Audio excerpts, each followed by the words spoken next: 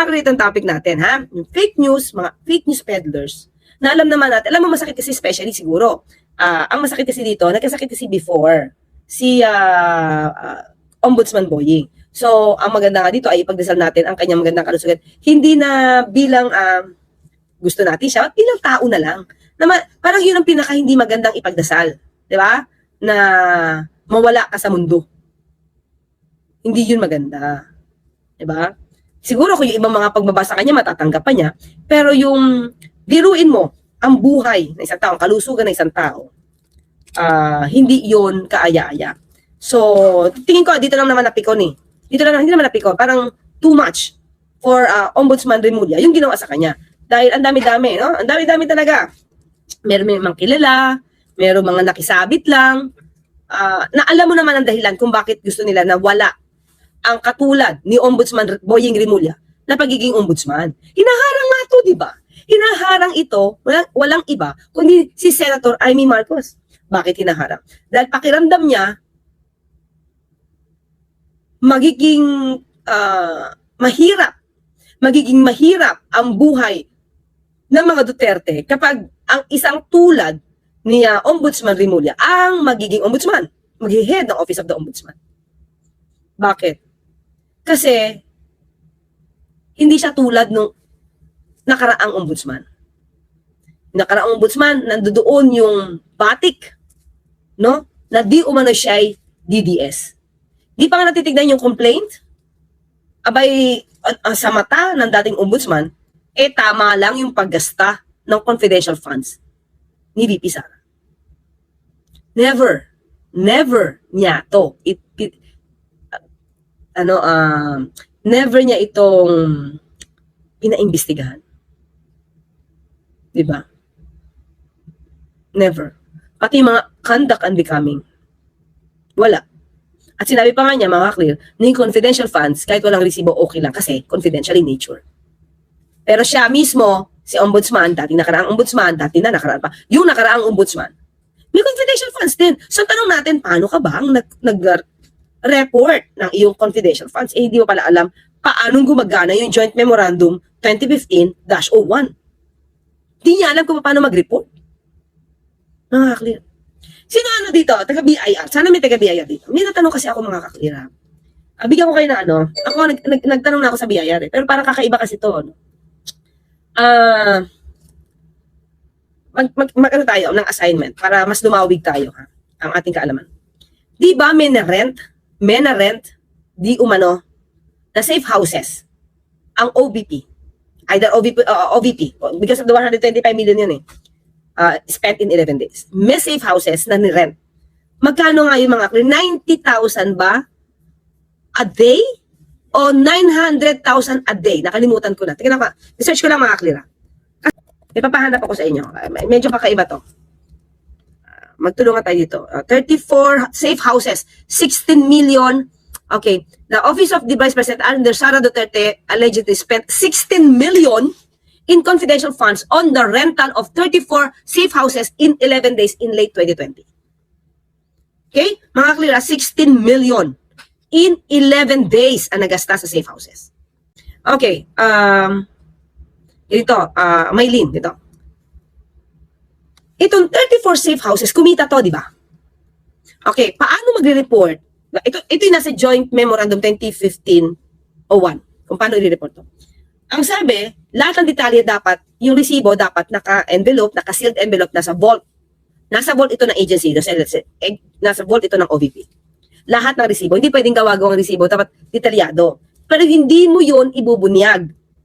Kaya nga kasi confidential yon, okay? Confidential function. Hindi mo siya ibubunyag, pero dapat kompleto ang dokumento. Hindi pwedeng alias, kasi dapat kilala yung tao. Now, yung nasa vault na yan, mga ka-clear, nakatago yan. Unless may mapa-flag at tatanungin ito, let's say ito safe houses. Kasi 16 million in 11 days eh. So, magkano siya?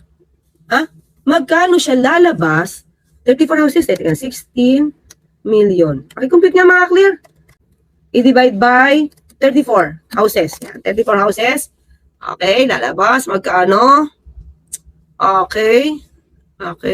470,588.24 for 11 days for each house.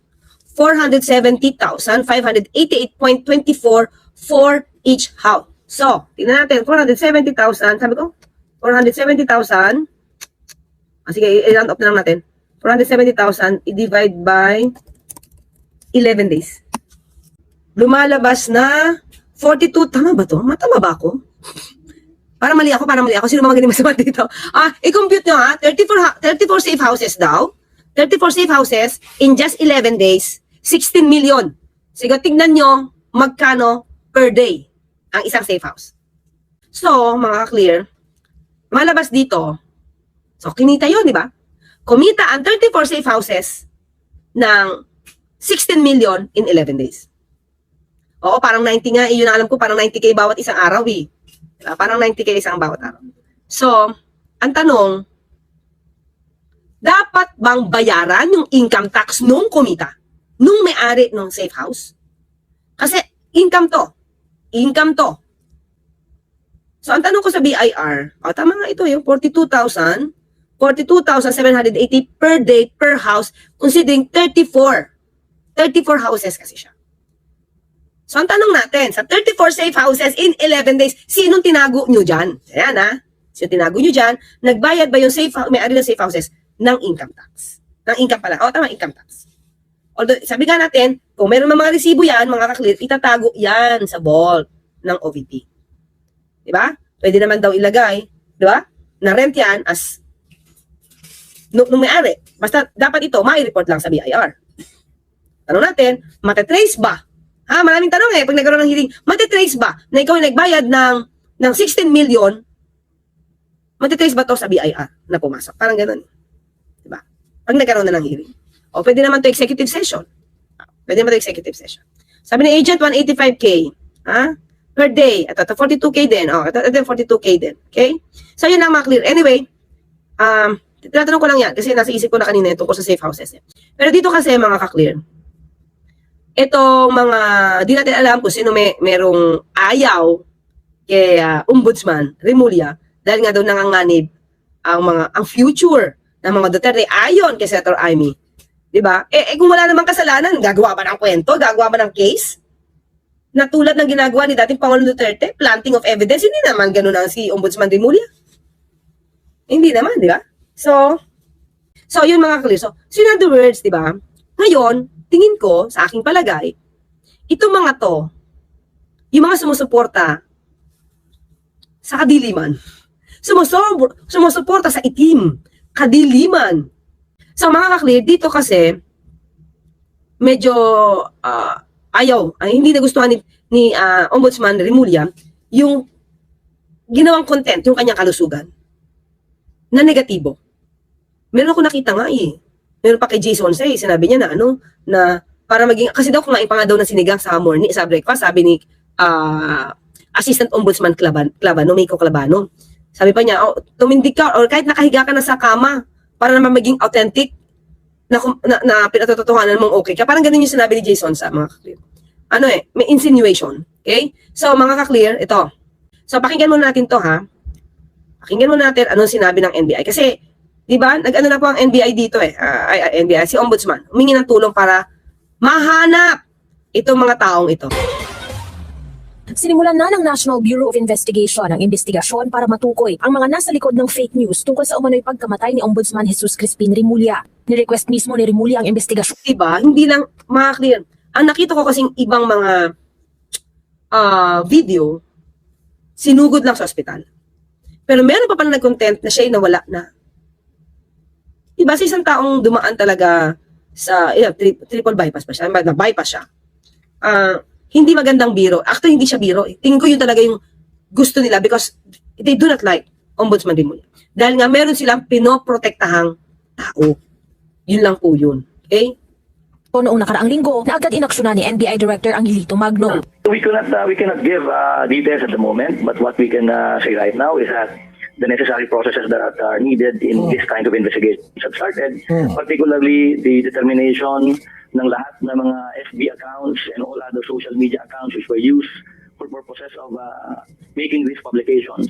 Naghanda na rin daw ang mga investigador ng formal request sa Meta para sa kinakailangang mga impormasyon, bukod pa sa gagawing open source intelligence inquiry o pagkakalap ng ebidensya. Sana pala, mga ka-clear, bago nag-announce si Ombudsman Boying, pinakalat niya na yung ibang maaari nilang ma-research. Meron na nga kami na-research dito galing kay Angela Gonzaga, di ba, no? Dictus Rex, no? Ako din, meron na ako nakita, ipapasok ko to sa NBI, Itong nakita ko, hindi ko alam kung magko-qualify itong kay Jay Sonsa, pero ibibigay ko pa rin to. Nakita ko kanina, ini-screenshot ko na siya. Hindi ko alam, good luck, pero may pasaring din kasi patungkol sa health condition. So it's up to NBI na lang kay Ombudsman Boying kung ano sa tingin niya yung medyo foul na talaga. Siya naman kasi magdidemanda nun. Diba? Mag-submit lang tayo. Kung meron kayo, bigyan nyo agad kay Addictus Rex at ipunin natin, okay? Picture, screenshot nyo na kung sino yung gumawa. Diba? Yung link, gawin natin. Tapos, saka mga ka-clear. Tawag ito, saka ko ipapasa. Saka ko ipapasa kay NBI Director Lito Magno. Tuloy tayo. Siya gamit ang internet. Importante raw ang pakikipagtulungan ng Meta sa investigasyon. Una nang sinabi ni Rimulya na alam Uy, pero Meta, sana ang request natin, sana mabilis yung action ng Meta. Medyo nagkakaproblema ng konti sa Meta Hindi sila ganun kabilis. Pero nakita ko yung ibang post parang hindi na, baka finaribate yung iba. Cannot be viewed na yung iba, mga klina. Nakita nyo? Yung may mga issue dito? Yung iba cannot be viewed pag pinapasok ko.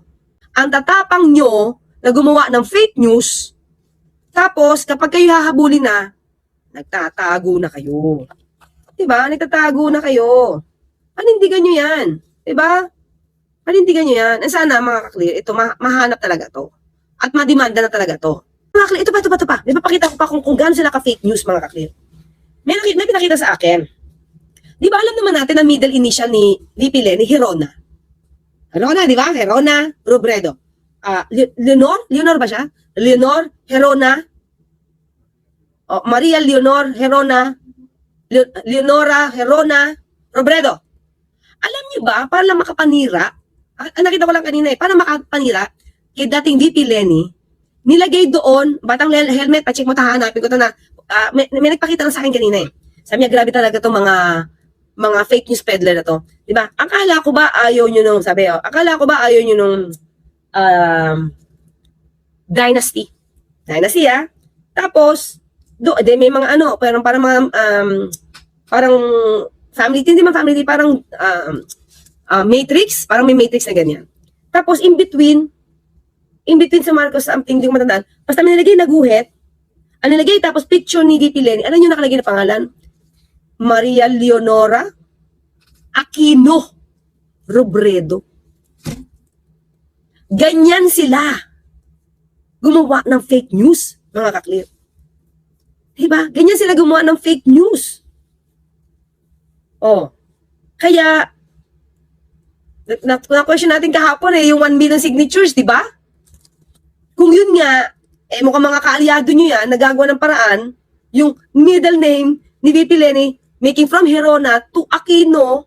So yung mga taong hindi nag-iisip, mga ka-clear, at yun na makikita, iisipin, na yung mga taong nakalagay doon lahat, Dynasty. Binago yung middle name. kung sinong pasimuno sa kumalat na fake news. Ang ating po mga investigador ay kinukonsider ang lahat ng mga posibilidad sa kung sino ang may gawa at kung sino ang mastermind sa pagpapakalat ng mga maling balita na ito. Hindi pa natin alam kung anong specific na violation under the RPC, pero ang nakakasiguro tayo dahil ginawa ito na kumituto sa pamamagitan ng Meron to sa paggawa ng fake news, mga ka-clear. Meron to. information and communication technology, 1 degree higher po ang penalty na inaata. Yes, tama yan. Kasi using communications technology, computer, social media, pag may gamit po ng computer system.